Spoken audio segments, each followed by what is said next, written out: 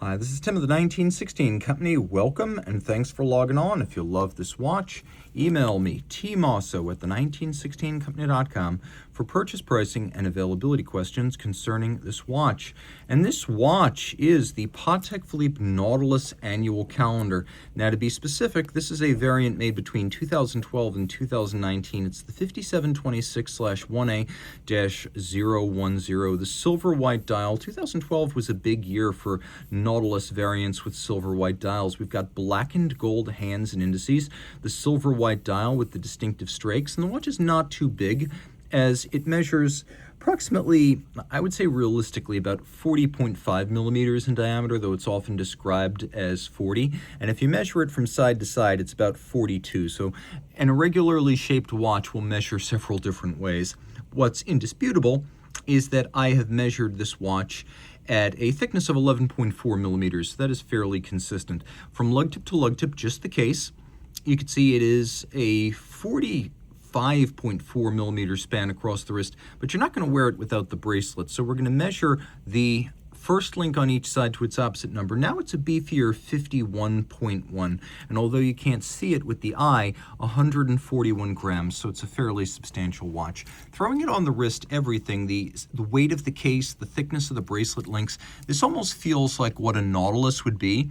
If there were a Nautilus equivalent of a Royal Oak Offshore, it's a bigger, heavier watch. It feels physically more robust than the 5711 and the 5712 or the 5811.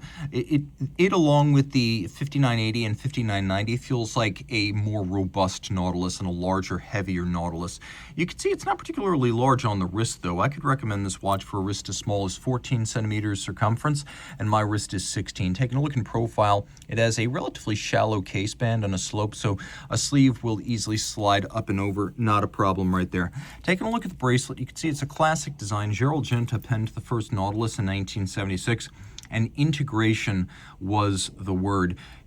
An evolution of the concept he probed earlier on with Rolex and Audemars Piguet. He wanted something that looked like a jewelry bracelet that just happened to have a timepiece attached.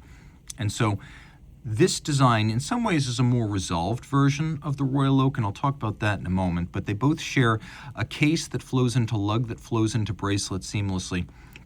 The Nautilus case is more intricate and more delicately finished and more detailed than the Aquanaut, which has long explained part of the price difference between the two. There is more work that goes into this three-piece case. And then we have polished and satinated links. We have a little polished bevel that expands on the lug hood and runs down the shoulders of the links here. You can see we have a bracelet that features removable links fixed by pins and sleeves. So you'll need a block and a punch to size this at home, but the pin sleeve system is very robust and can't be stripped out. You can see the use of ceramic spring-loaded pin snaps. So over time, the clamshell that locks this bracelet closed cannot aggress against the ceramic and wear it down and reduce the tolerance. And so that's why those ceramic pin snaps are there.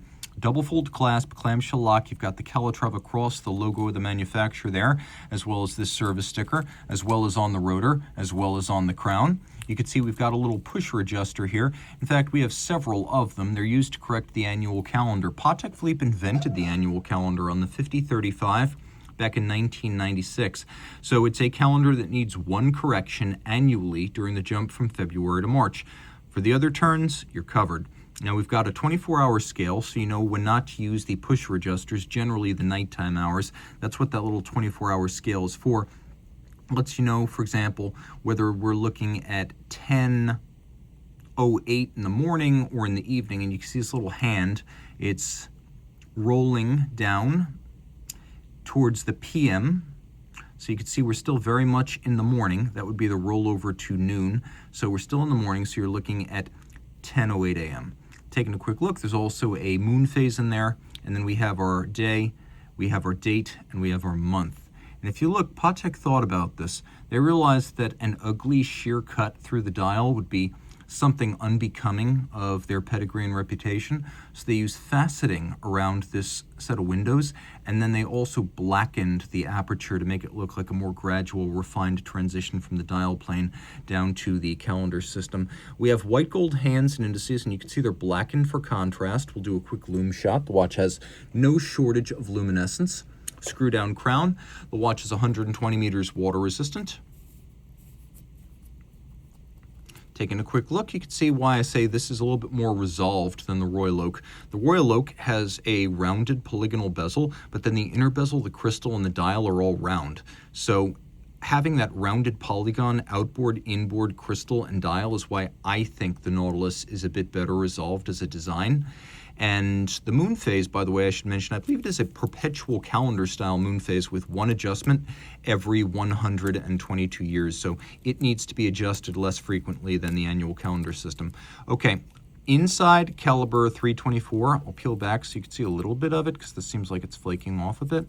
You could see it, but I'm not going to remove this entirely.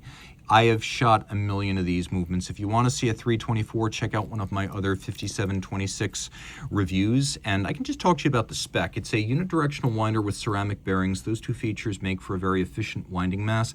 Gives you a 45-hour power reserve. It's got a 4 hertz beat rate. This is a 34 joule movement, and it's adjusted in 6 positions with a free-sprung Gyromax balance and an anti-magnetic silicone hairspring. And all these features in combination gave it a factory rated accuracy of no worse than -3 + 2 seconds per 24 hours.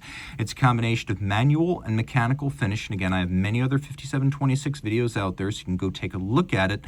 And you'll find that unlike AP, which seems to lean on the mechanical side of manual mechanical, Patek does a better job of leaning on the manual side and making these movements appear a little bit more hand finished. So I happen to like the balance that they've struck. Lots to love about this movement, but it's very common, and I've shot many videos of it, so I'm not going to remove this case back sticker. Reach out to Team Mosso at the 1916company.com for purchase and pricing details.